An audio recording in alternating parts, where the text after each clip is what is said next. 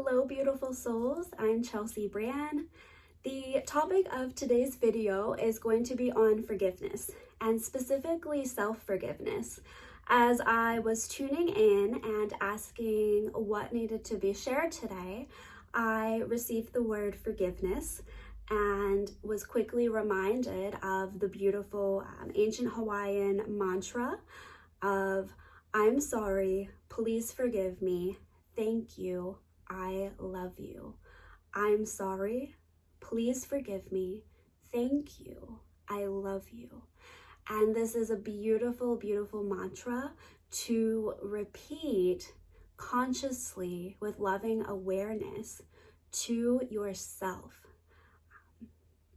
The tool or the process of self-forgiveness is so incredibly valuable, because if we are holding grudges against ourselves, if we are so-called standing against ourselves, holding judgment against ourselves, regret, shame, and we are not forgiving ourselves for perhaps things we view as past mistakes, then we are doing such a disservice to ourselves, because we are shaming ourselves, and we are supposed to be our biggest advocate, our biggest lover, but very often the self is actually the worst critic, the worst enemy. We so often, point fingers to external people for being critical or harsh or judgmental, but the reality is it's our own self, our own mind, our own thoughts that are often the most critical and like the worst enemy. If you really get conscious and you pay attention to your thoughts that are just, on replay, they're running in the background, you may find that perhaps they are not so kind and perhaps not even true. And that's especially why this process, this practice of self-forgiveness is so important, because we don't want to be standing in opposition to ourselves. We want to be standing in full acceptance and love and forgiveness of ourselves. Much like God's source always offers and extends forgiveness to everyone, no matter, how great the crime or how great the the occurrence or the behavior or the action, no matter how awful something is that one does, the law of forgiveness is always in place to, wash that away under grace, and we can extend that same forgiveness to ourselves. So instead of thinking of our past actions, our past decisions as wrong, or being ashamed of them, or feeling regret, we need to have understanding and compassion for ourselves, and we need to forgive ourselves for doing things that the present version of ourselves, may not have done. And it's not accurate, right, to compare the present version of ourselves, let alone a future version, to the us in the past. And especially if we are thinking of things, in our teenage years, being a young adult, choices we made, maybe relationships we got into or stayed in, or even ways we treated another, behavior that we exhibited that we now look back upon and we're like, wow, I can't believe, I did that.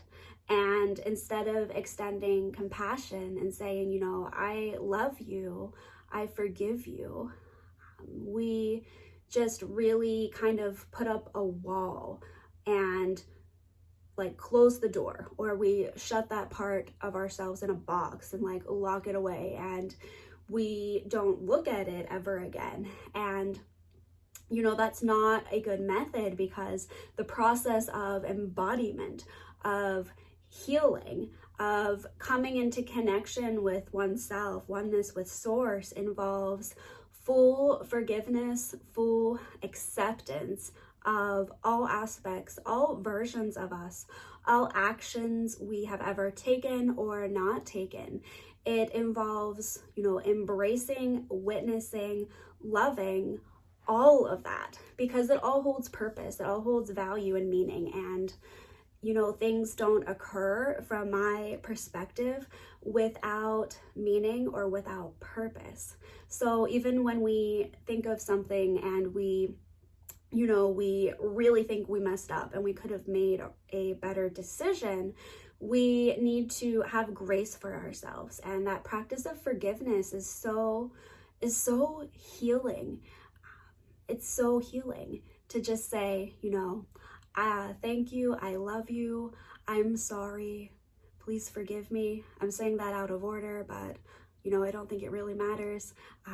It's the power and the energy behind those words, not necessarily the order. It's the potency behind them, behind telling yourself, I'm sorry, please forgive me. And that could even be things like, as a child, not being able to use your voice, what's coming through, specifically in childhood, not being able to use your voice, not standing up for yourself.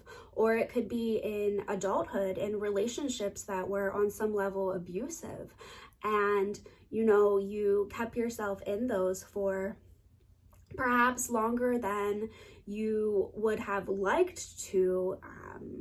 Now looking back, those words of, I love you, I forgive you, I'm sorry, are so powerful.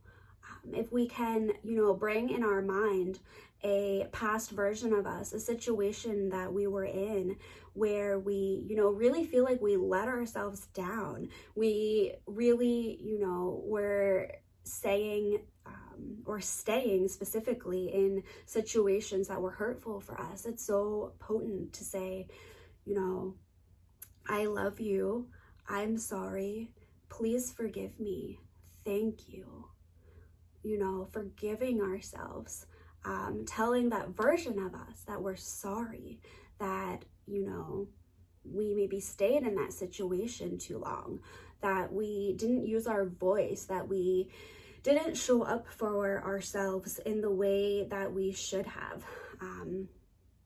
This is really specifically correlating to relationships that we stayed in, that we were not being honored, and therefore on a level we weren't honoring and respecting ourselves. And there's a really big piece of being able to tell that aspect, that past version of us, that we're sorry and that we love them, and we forgive them. Like, I'm sorry that I wasn't there for you the way I should have been, but I love you and I forgive you and I thank you.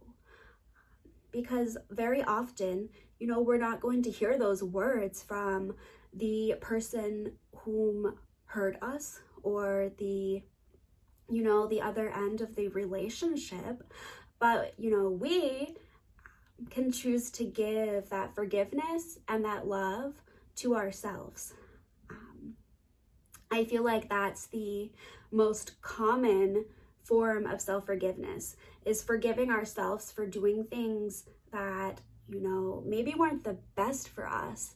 And as someone who has grown wiser and more conscious, as life has progressed, we can look back at ourselves a few years ago and say, like, wow, why did I put myself through that? Why did I stay there so long?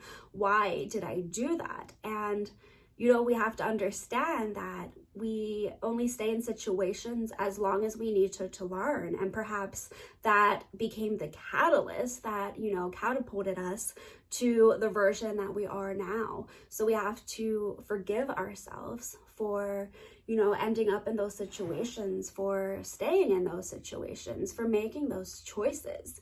We can't be holding grudges against ourselves. We can't be in judgment and unforgiveness, because we have to be on the same team. You can't be standing against yourself. You need to be on the same team with yourself, not in opposition. So that is what was really coming forward, and that beautiful mantra from the ancient, Hawaiian prayer. I'm sorry. I love you. Please forgive me. Thank you. Let me know if you have heard that prayer before, if you have found the process of self-forgiveness challenging, if you've maybe completely neglected it or have never thought of extending that forgiveness to yourself. Give it a try.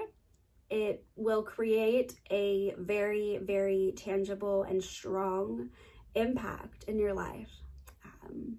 I assure you.